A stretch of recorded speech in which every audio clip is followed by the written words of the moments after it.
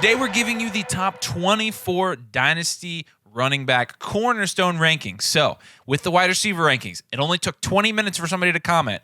Under 25 is who we're doing. We are not doing anybody. A.J. Dillon is 25. Ramondre Stevenson. He is not. They are not on this list. Najee Harris is 25. So with that being said, let's see how long it takes for somebody to ask about somebody who is 25 or older. But we're going to rank them for you today. Do us a couple favors. Make sure you like the video and make sure you're subscribed. We're coming out with content all off season and into the season. You're going to want to be here for accurate, up-to-date research and analysis. So we appreciate it if you subscribe. Make sure you check out our merch. What do you think we have in these? We have body armor in them. But make sure you check out the merch. It's on our YouTube. No, it's definitely body armor. And also make sure you check out Fozzy Football and make sure you check out our memberships. We're going to review your team. We're going to grade your team on our YouTube channel. So make sure you are joining the Domain S tier on YouTube memberships. Really appreciate you guys doing that. And like I said, today we're going to be doing the top 24 Cornerstone running back rankings. It's going to be a lot of fun. It's going to probably piss some people off. And that's just how it's going to be. But this will not piss people off, and that is going to be Bijan Robinson alone in the S tier. You knew it was coming. You did. You know at this point that he's going to be a clear tier above everybody. Just given where he's going in startup drafts compared to everybody else. So with Bijan, he's coming into an offense that ran the ball more than any other team. Last year, we've said it over and over again. He's going to have so much volume. He is so good. He is such a good prospect. He has the draft capital now. Bijan is primed for a very good rookie year, I think. And given that he's probably going to produce right away, given his draft capital, given his skill set, he is the lone S tier back. There's not much else to say more than that. The A tier is going to start with our guy, Jonathan Taylor. Yeah, so this A tier here, we're going to have JT, and he is still elite. Don't forget what he did for 2 straight seasons, being the RB4 and the RB1 overall on a points per game basis. And then last season when he was the only weapon on his team where everyone else was garbage because Matt Ryan was garbage and everyone knew that JT was going to run the ball, he sucked that he got injured, and it honestly wasn't his fault. I mean, the offensive line was subpar, and that's being nice. They were bad. So with him, he is just as elite as any of these top 4 guys, and the only reason he's not in the S tier up there with Bijan is because of his contract situation. So he's already in talks with the Colts about signing on for a second deal or not, and that's just going to be a big knock on his value once he gets out of his rookie deal. So next up is Breece Hall, who is going into the second season of his NFL career, and he tore his ACL. Everyone already knows that. And yes, he has some questions. We're not very concerned about the injury, honestly, and he's an elite level running back that has elite level receiving skills, and I think he's going to be just fine. And then Jahmyr Gibbs coming up the back of this A tier. We have him 4th here because he has a draft capital, 12th overall, but he is probably going to be splitting time with David Montgomery in the Lions offense. The Lions don't care about your fantasy football team. Are we concerned about that really that much? No, but I don't think this season or maybe even for the next couple seasons he has the same upside as guys like Bijan who's going to be the bell cow in the Atlanta Falcons offense, or even Breece or JT. So, but again, that being said, I think you could easily put him 2nd overall because of the draft capital alone, and I'd be fine with that. Yeah, absolutely. Moving down here to the B tier, we're going to have Kenneth Walker first. Kenneth Walker, again, outstanding rookie season. A guy that when you look at what he was able to do well, breakaway runs, games where he scored a touchdown, he was scoring at a very high clip in fantasy. What we are still looking for with Kenneth Walker include receiving upside on a consistent basis, which might not be had because of the other guy in this tier. And games where he doesn't score a touchdown, which again, his floor is going to be brought up if he does add it to the receiving game. The problem with Kenneth Walker, the reason he's not in the A tier is because of the guy, and I'll skip over ETN for now and go to Zach Charbonnet, because of Zach Charbonnet. Now, our research concludes that there is a path for both of these guys to be fantasy relevant. Not only fantasy relevant, but fantasy good this year and for years to come.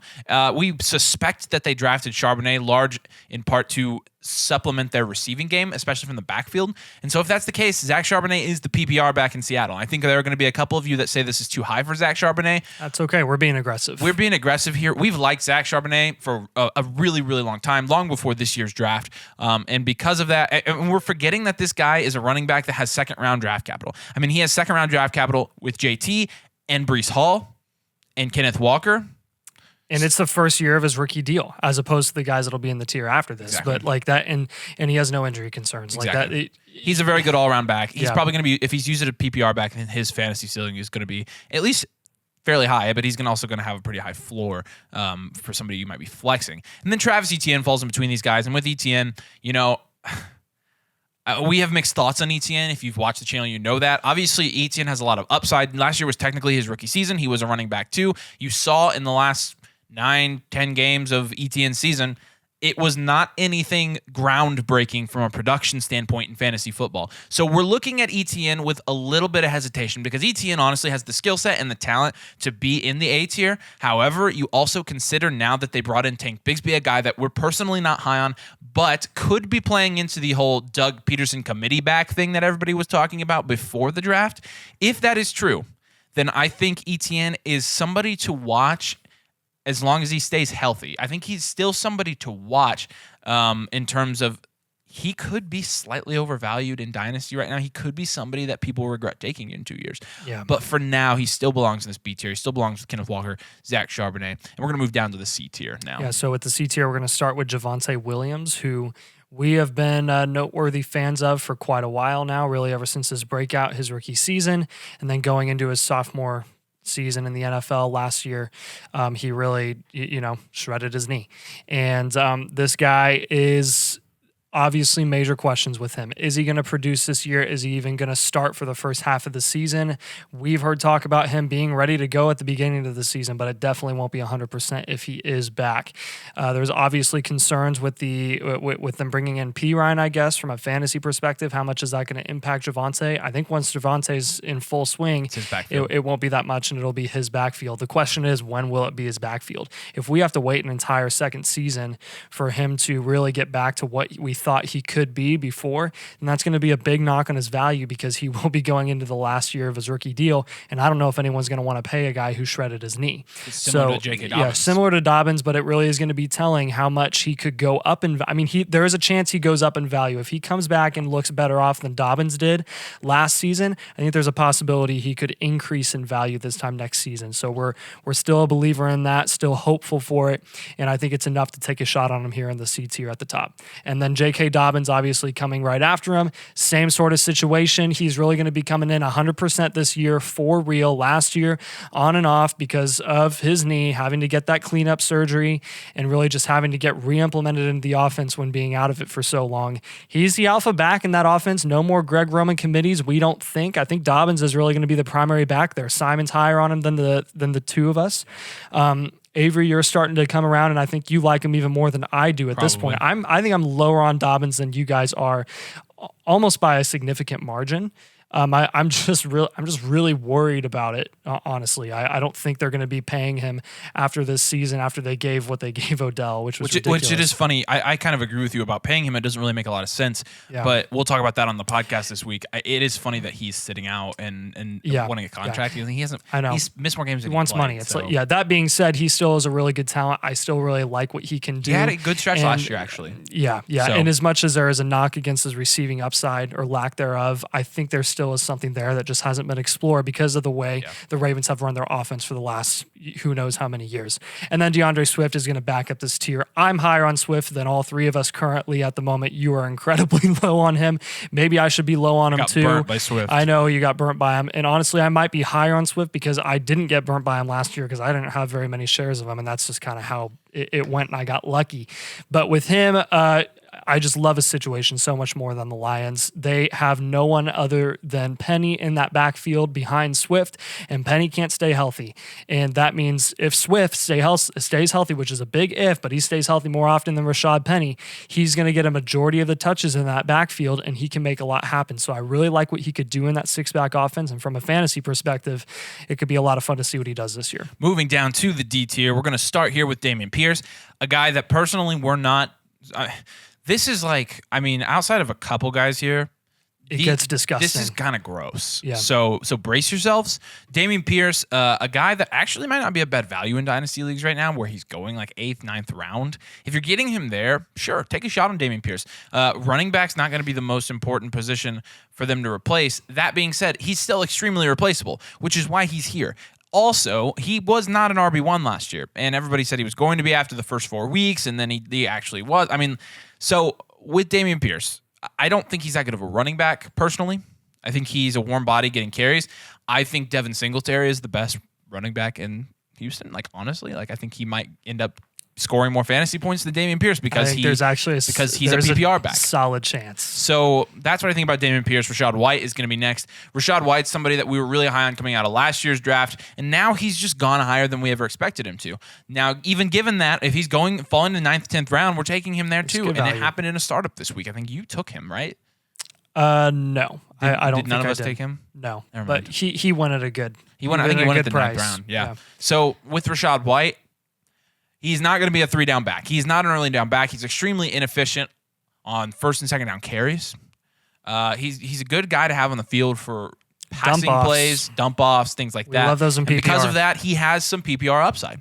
So we're going to keep him here. Kendre Miller is next on this list. I mean, for now, Kendre Miller, at least for the summer, is going to be 3rd on the depth chart in New Orleans, and that's kind of my biggest. I don't think he has a ton of contender value. If you're shooting your shot on Kendre Miller, you're shooting it for probably next year.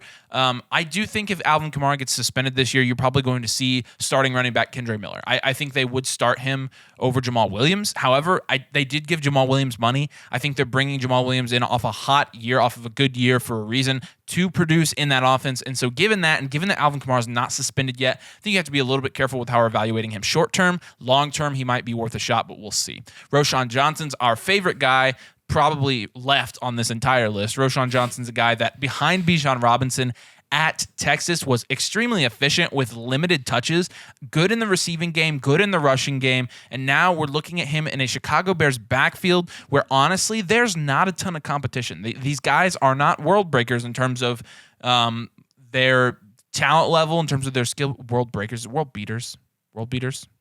I don't know, man. I feel like I said that wrong. I'll say it again.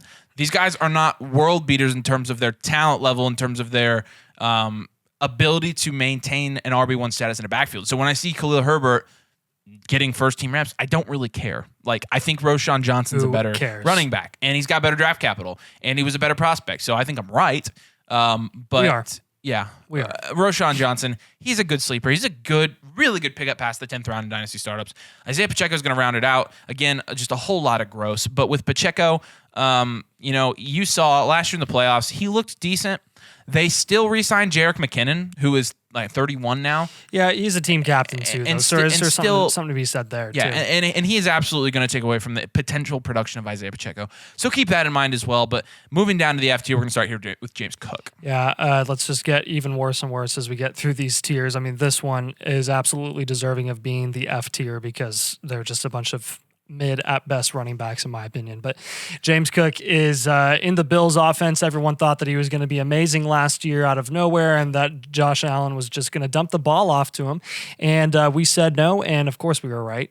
But with him, I still think that right now at this point, he's fallen in value enough where he is absolutely worth a shot because he does still have receiving upside. And now that Singletary is out of that offense, and I mean, heck, even Zach Moss is out of that offense, there's definitely some opportunity there for James Cook to get decent volume and end up, I mean, he has the upside to produce as a running back 2 this season. Can I add? I think mid to late running back 2. I think Damian Harris does threaten to take away time from James Cook. I think Nyheim Hines does too. You think Hines will get more opportunity? Not more opportunity, but I think James Cook is the starting running back there for now. Yeah. I think those two guys will threaten his status and his volume. I think Hines from a receiving, do I really think James Cook is a clear cut above Nyheim Hines in the receiving game? No. So. I don't think it's even clear cut. No. Damian Harris, I think, is a very underrated NFL running back. Yep. And I mean, he could go into that offense out of the New England system, and Buffalo absolutely loves him. I won't stay here, but you're not running James Cook between the tackles on 1st and 2nd. No, you're using Damian Harris. So the reason we like James Cook at the top of this tier over the guys that are coming after him is going to be because of the receiving upside in an elite level offense. Again, how much is that saying? Probably no higher than low-end running back 2. Devon Achane is another guy that's just in a crowded offensive system. Tyreek Hill and Jalen Waddle, yes, they're not running backs, but I mean, they may as well be with the amount of opportunity and share that they get in that offense between those two guys. And then you take on the backfield with Jeff Wilson and Mostert's still there, am I right? Yep. And then Devon Achane, and then the possibility of them bringing in Dalvin Cook. Like if that happens, I think Achane even gets knocked down a couple spots. But again, his speed and his draft capital, you got to acknowledge it. That's not enough for us to take him high in rookie drafts. I mean, he's this big, guys. He's tiny. We will prefer them over the next guy, though, who's Cam Akers, who has a torn Achilles. Almost got traded for absolutely nothing last season, in the middle of the season, is going into the 4th year of his rookie deal and is getting no contract after this. He's not getting any contract of value in the NFL. So why is he valuable in Dynasty? He shouldn't be. Sleeper alerts. That's it. Because Sean McVay said that he's going to run the ball. Of course he is. He's a warm body. That doesn't mean he's going to do anything long term. And the Rams are butt cheeks. What does it matter? They're terrible. Bijan Robinson up next. I cannot get over how disgusting this tier is. I mean, I almost ran out of ADP, but Bijan Robinson is at the end of this tier, and with him, he's just kind of another warm body. What I think will happen, honestly, and this is something to keep an eye on in Washington's backfield, is I would have included Antonio Gibson on this list if he hadn't just turned 25. But Antonio Gibson is the guy that has actual receiving upside, and you can be really creative with him in an offense. And Eric Bieniemy's history and his profile with the Kansas City Chiefs and how he's utilized running backs like Jerick McKinnon, like they're just the type of running backs that have receiving upside that can be very versatile, and that's just not what Bijan Robinson is good at. You can kind of use him as a first and second down guy who's going to punch the ball and then have him punch the ball into the end zone in the red zone every single game, but that's really what his upside is going to be limited to. So I'm not a huge believer in Bijan Robinson long term. I do think he carries a little bit of value for the next couple seasons because Washington will utilize him and Bieniemy will get creative. I just think some of the creativity, if not a majority of it, could end up being Antonio Gibson. So that's why B-Rob will be at the end of this tier. Man, it just blows my mind that you have running backs like Leonard Fournette, Ezekiel Elliott, Dalvin Cook that are unsigned, and instead teams are rolling with running backs like Bijan Robinson, it's crazy. Cam Akers, Devon Achane, James Cook. I mean, it's just disgusting. Oh, gosh. All right, G tier. Tyjae Spears. Look, Tyjae doesn't have an ACL, but the reports out of training camp are good so far. So, with Tyjae Spears, he's obviously going to play second fiddle to Derrick Henry. How much volume he'll actually get, I don't know. Maybe they do shift that more towards a committee backfield to try to preserve Derrick Henry. That being said, I think what Tyjae. It's like Tai Chi. Yeah, I know. I think what he would offer would be receiving upside. And actually, if you look at Derrick Henry's splits over the last 4 years, he's actually gotten better at that. So I don't know. We'll see with Tyjae. I called him two different things. I called him Tyjae and Tyjae. Which one is it? It's Tyjae. Thanks. I said it wrong. I don't know why. Tank Bigsby's going to be next. With Tank, yeah, I mean, we kind of went over this with ETN. What's his role going to be? I don't know. Is he a good running back? I don't think so. I don't think so. Is his draft capital good? No. So it's third round. It's okay. Oh, it is third round. Yeah, that's why we have him up here. No, he got third round draft capital. All right, fine. Which is why is ETN, his draft capital good? Yeah, I mean, it's that's not why bad, ETN lost value. All right. Dwayne McBride is on here as well, and really this is because Dalvin Cook is now out of Minnesota. He could be the backup to Alexander Mattison. Alexander Mattison will be the starter there. He is 25, or he'd be on this list as well. McBride is a fantasy sleeper to keep an eye on. I personally am a big fan of him. He's so cheap. Yeah. He's so cheap. I'll let you get the last two. Yeah, so with McBride, is McBride the last two? McRib, no, Evans. Well, McBride, let me go with McBride before I go with the last two. He did have 1,700 rushing yards in college last year, one of the most hyper-productive running backs in college football. Yeah, he played at UAB, so that's why he didn't get high draft capital because he wasn't playing in a Power 5 conference. But again, 19 total touchdowns, doesn't have much receiving upside, but again, I mean, he could be something there in Minnesota's backfield. Heck, why don't we just put Deuce Vaughn on here then? Yeah, I thought about it. Zach Evans we're going to have here after Dwayne McBride, another warm body getting carries potentially because it's not like Cam Akers is known for staying healthy, and I think he'll get some opportunity there. He was obviously a Devi darling back in the day, and because Devi people sucks, really liked him. It does suck. Yeah. And he likes, we liked him coming out of this year or coming into this season, and then he didn't get any draft capital. We let the NFL speak for his talent level, and his ceiling just isn't going to be that high. Next is going to be Tyler Algier, who had a really successful season last year in the most run-heavy offense in the NFL, and then he got replaced by Bijan Robinson. What is Algier going to do this year? I don't know, maybe Very serve little, not very much, maybe to give Probably not Bijan even Robinson a flexible, little so. bit of rest. But again, we had to put a 24th guy on this list. I apologize if you played Devi. I know I just roasted Yeah. you, but And I will say, after looking at this list, if you guys are still watching this video at this point, because it's just disgusting, like this is why we are such big fans of getting those veteran running backs right now who have already fallen in value, hit their value cliff, and you can get them for incredibly cheap, and they're the ones that are producing, and they're the ones that are scoring fantasy points. I mean, the only fantasy relevant running backs really that you really are trusting to be potentially running back ones is after the B tier. Like that's just crazy here with your cornerstone running back. So it's the veterans, it's the older experienced running backs that are 26, 27, 28 years old. Everyone's expecting them to fall off, and they're not going to anytime soon. yeah, dip into the nursing home. Yeah. So, all right, that's going to wrap it up. That was just so gross. I hate running backs.